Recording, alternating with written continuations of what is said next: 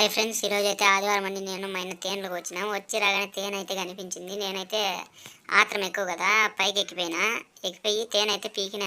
చాలా ఘోరంగా కొరికినాయి నన్ను. అందుకు నెక్స్ట్ ఏది కనిపించినా మా అన్నయ్యనే పీకమని చెప్పిన. మా అన్నయ్యకైతే చిన్న తేనె కనిపించింది. ఆడ చూడండి, అది ఎంత ఉందో చూపిస్తాను ఉండండి.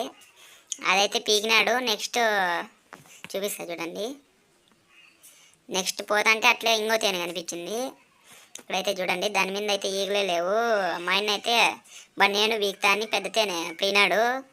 అవి ఈగలు లేవు కదా, కొరకలేదు.